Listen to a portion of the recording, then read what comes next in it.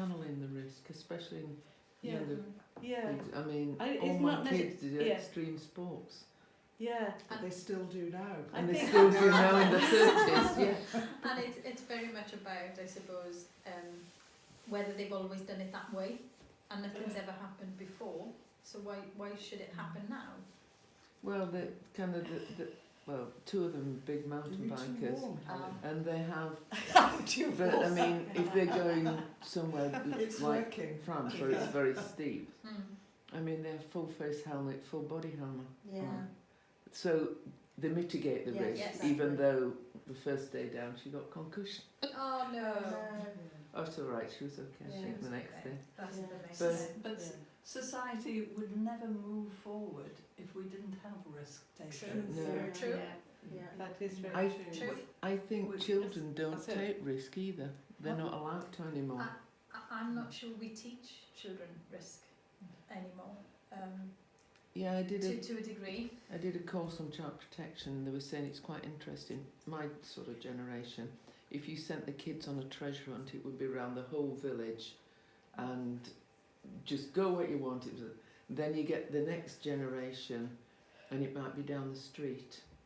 And then the current generation, the treasure hunt would be in the garden. Yeah. Oh, Because shame. they don't push children. I must admit, I noticed that with my own children. I remember being my son's age, and he does not know this, and arguing with my dad about saying, well, I want him to come in at 11 and not 10. Now, I don't mind him being in the village, but I don't want him being out past that, and and telling him off for drinking or things like that. And I was a couple of years younger than he is now. In a park off my face, but he didn't know any of that. So I think, you're onto something there actually. Yeah. Don't you think the kids now, their parents constantly, they've got phones, you track the amount, like my sister-in-law is tracking my great niece who is 26. Oh, She's an adult. Like, why are you tracking her? But my Wow. great niece Yeah. doesn't say anything because she's going to upset her grandma and she doesn't want to do that. But I just think, why are you tracking them? Like, they're I used- adults. I used to go I'm out giggling because we have a Life 360 and me and my two children are on there so that we can. I don't really know why, but it was just a Oh yeah, thing my that husband we do. went away and he put like on my phone, and I thought, oh, he's like halfway to Norfolk. Right, never looked at it again the whole time he was away until I thought, I wonder he left Lincolnshire, was on his way back. I thought, wonder where he is. I thought, oh, he's 3 minutes away. He's just going over the hill. It has its benefits, It in does. technology, doesn't it? But yes, We it's used to it's have not. to be back for tea. That was it. When it goes dark, come in when it goes Yeah, dark. but you'd be back for Yeah, 5, yeah. and that was it. And I'd go out 10 o'clock in the morning. Do you wonder where we'd gone? Yeah, we used to be playing out in the woods, and my dad passed And away when my back. sister was 8 and I was 9, and we used to be out in the local woods, and she got told off because she was late back for tea. So she would only have been about 7 or 8 at the time. Wow. So as you sort of described, that's my general approach. What I try and do is explain what I think the harm will come from whatever is happening, and see if I can persuade them to change their minds. Now, occasionally, I have gone to the boss, the Vice Chancellor of the university, where I think we've got exceptional risk. That's only ever happened once in my career so far, but luckily I was supported, and the activity that they were undertaking was stopped immediately until we got a sort of safe path agreed and put forward. Could I just ask what that specific thing was? It was to do with contractors sleeping in a building that we didn't think was fit for fire safety. So it was a hotel that had been closed, but the contractors were using it because they couldn't find any other accommodation in town. But we didn't feel that it was fit for That's interesting. for fire I safety thought you were reasons talking for them about to sleep in. students rather than people on site working. Having lighted candles in their rooms or something Well, near the curtains. But if the electric was on, oh no, if they're But, working. yeah, I think this was more to do with the fire alarm had been disabled, and it's a very large building, and even though they were only using a very small corner of it, there was very little to protect them should we have a fire, and they were right next door to a construction site, so the risk of potentially having a fire was much more increased. So it's just reactivating the alarm system. They were told, overall cover, you don't go there. Yes, it was about getting them, because with construction it wasn't actually ours to control, it was the contractors to control. But what we asked them to do was do your fire risk assessment, see what that tells you, and that's what they did. I think they put a temporary fire alarm back in for the section that they were in, and that was enough to satisfy. That's good. Do you experience many more cases or difficulties at the beginning of term when the freshers arrive? Maybe, well, I'm sure a lot of them have never been away from home. Most of them. Yeah, we do have a range of different situations, I suppose, all around the same type of thing with the start of term. So Is it we in have casualty? Is it in the A&E? I work in A&E. radiology, and the amount of requests I get when it's that time of year for people who live, you can see it's like the accommodation addresses, and it's like, oh no, it's just oodles of it. Morgan. Yeah. yeah, I suppose it's the large influx of footfall, isn't it, into the area for us. But yes, so we have a range of people feeling homesick. Oh yes. We have a much bigger increase of learning difficulties or neurodiverse students that are joining us, and perhaps trying to help them settle into the area. Especially have a lot can of be mental quite health that difficult. comes with that as well, actually. It's a big Yeah. risk, isn't it? Yeah, certainly. I'm trying to think now. We always have our property services team. I have asked them to sort of write a little bit of a book, because I think it's really helpful, but we often get the calls, I can't get the cooker to work. And then the electrician will go there and they'll put the switch on the mains, and then the cooker will work, and then they're like, thanks. Okay. Thanks very much. Or yes, they get locked out of their rooms, so we get given cards. They've lost their cards, they can't get into their room. I'm trying to think what else do we have. Isn't it? Vomiting? Oh, well, St John's are normally on site for a week with Oh, us good. after welcome weekend. Me. So we have welcome weekend is the weekend that they move in, which is generally Friday and Saturday, with some coming on the Sunday, but much smaller numbers. So that weekend we have St John's with us from the Friday, and they're normally with us till the following Thursday, where the students sort of learn to live with each other and find their way in town, and then come back up to us. But St John's can be quite busy during that period. But we think it's important that obviously St John's are around to help us during that week and try and take the pressure off any units whilst we're trying to support the students. We have a really good wellbeing service within the university, and they are constantly looking at different ways of how do we communicate with students. I will say, I think from lots of conversations I have, there is far less drinking associated now with freshers than what there has ever been. I think there is a big drive with students more on the health and well-being aspect, and there is still some, while they enjoy themselves, but it's a lot less. There are a lot of activities during Student Welcome Week which are not drinking associated, and in fact there's some which are alcohol free and advertised in that way. And we have good engagement for those as well. What do you think is responsible for that change? Because I have heard about that, the fact that, sort of Gen Z generation isn't.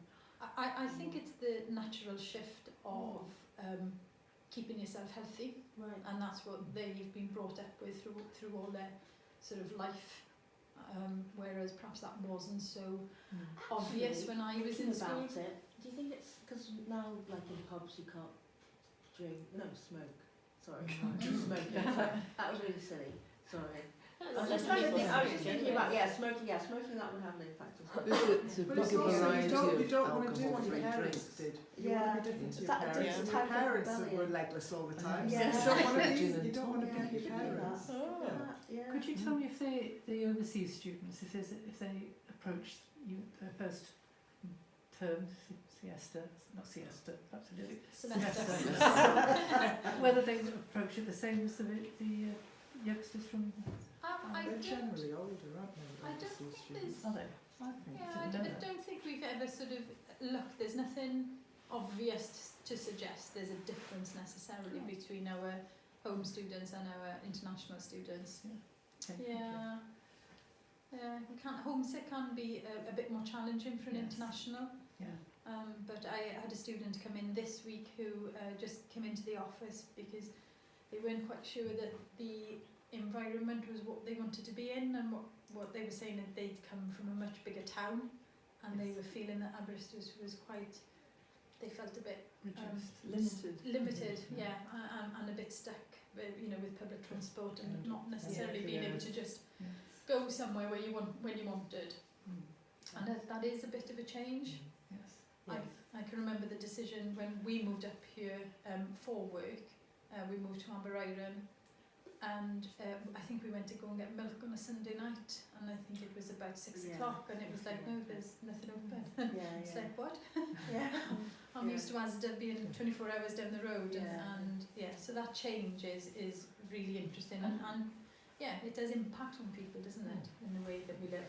You just have to explain to them that this is how it is and they've got to put up with it, or is there anything you can... There's a 24-hour spa now, isn't No, there?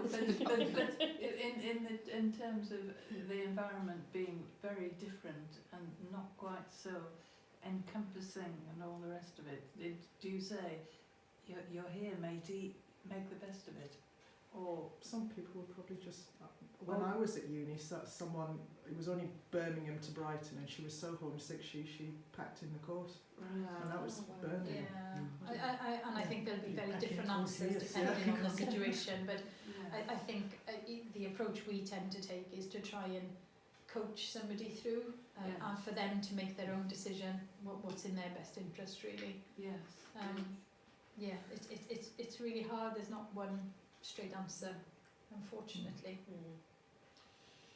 I remember there was someone who had always lived in London, and she went to Exeter Uni and she quit after one term. That was back then, it was really quite homogenous, but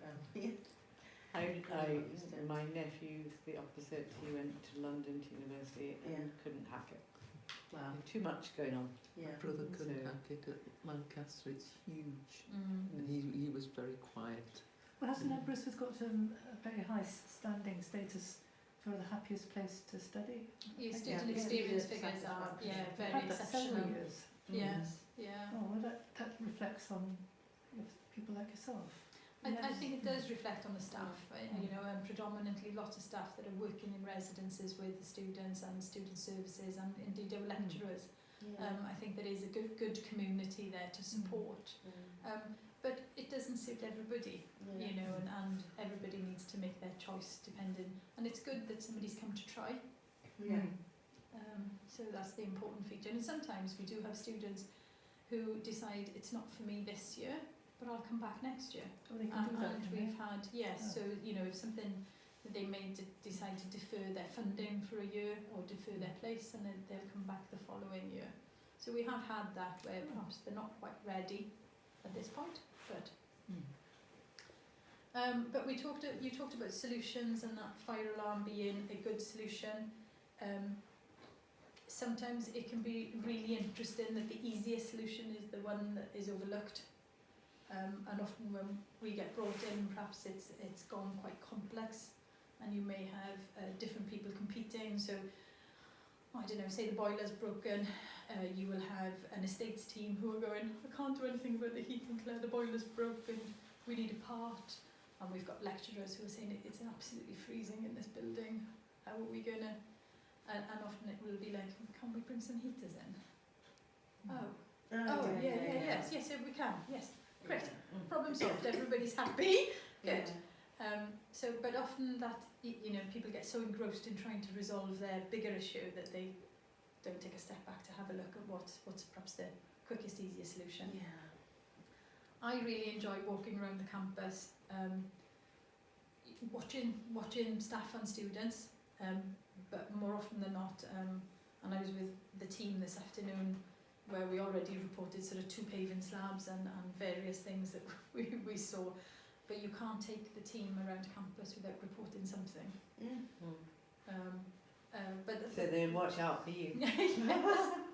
I have had the comment, oh, Claire's on the walk, oh, watch yourself, and it's like, it's not that bad, come on. But I think that is part of my nature. I generally don't sort of let things pass by.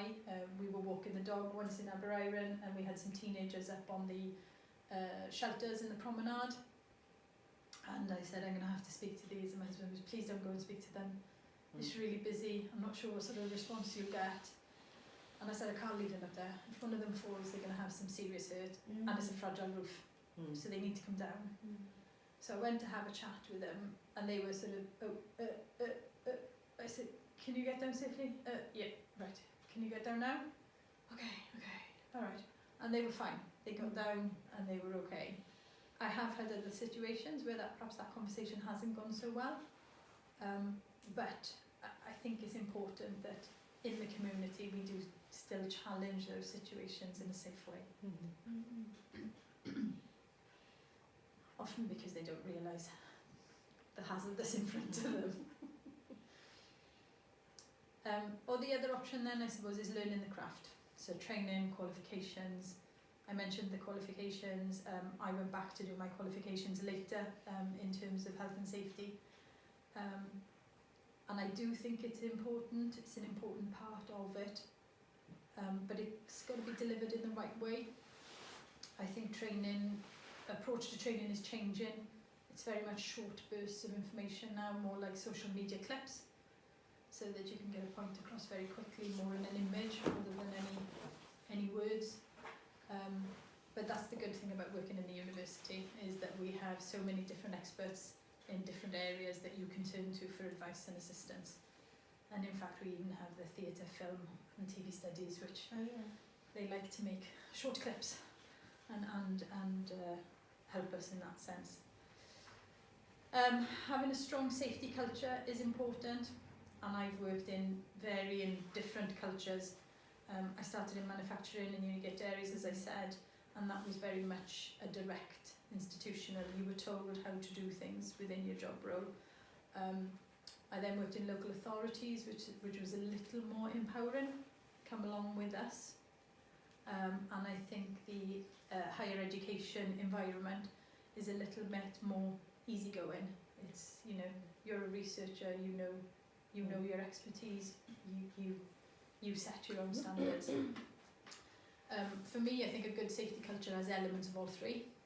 I don't think necessarily there's one better than the other, but a little bit of all three I think suits quite nicely. Leadership is a huge part of safety, and I've had some really good managers and peers shape some of my attitudes towards safety and sustainability.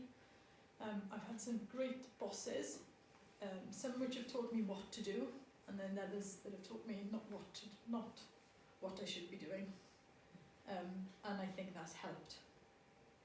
But for me, it's about looking out for each other. A great leader is looking out for each other and making sure that everybody is okay.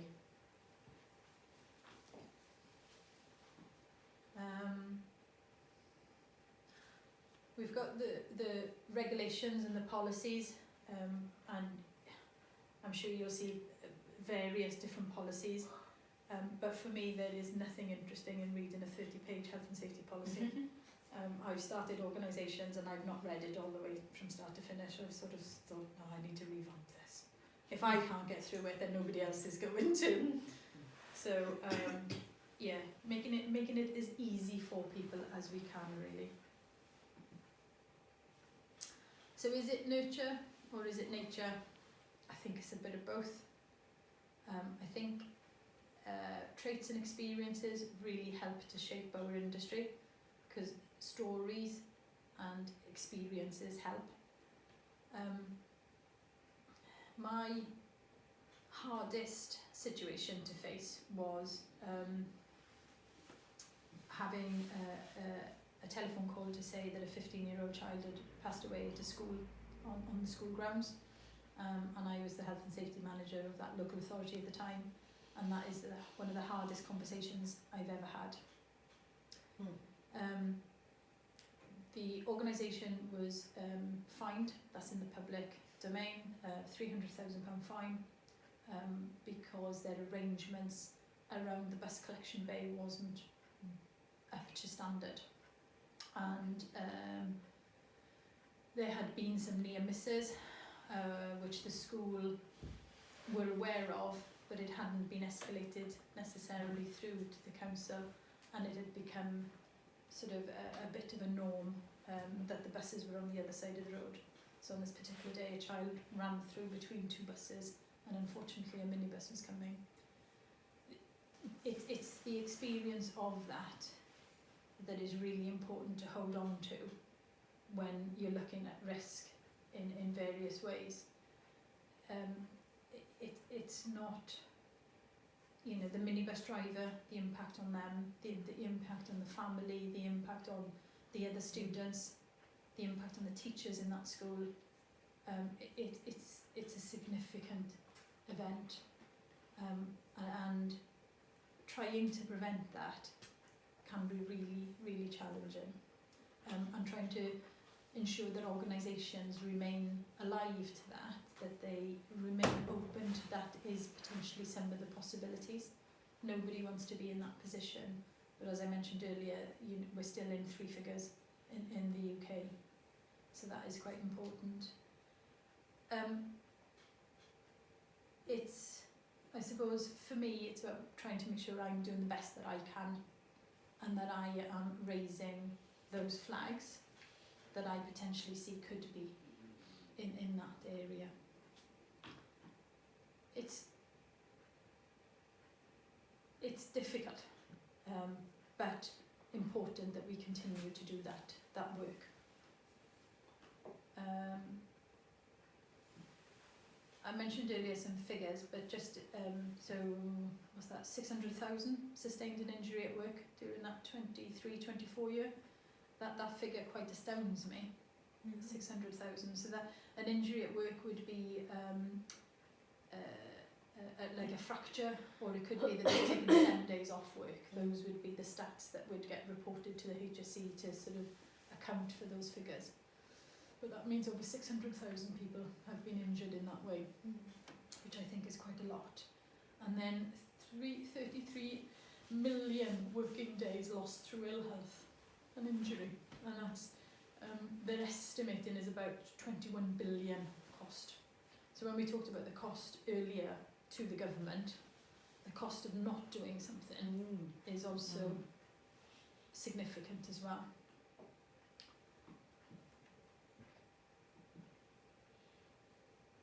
I've always felt it was important to celebrate women in health and safety. When I started in the career, very much a male-dominated field.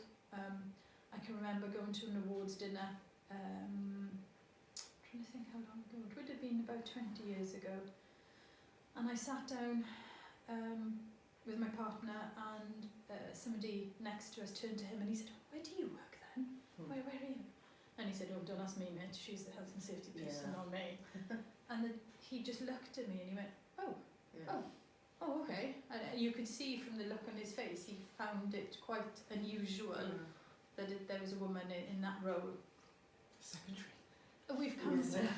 We've come a long way since then. I mean, you know, that was 20 years ago, which is still quite shocking then, but we have come a long way. So we have the CEO of the HS&E is Sarah Alban, and she's been there now for 5 years, I think it is. Which is great, but there is also lots of other female role models within the industry that is showing the way.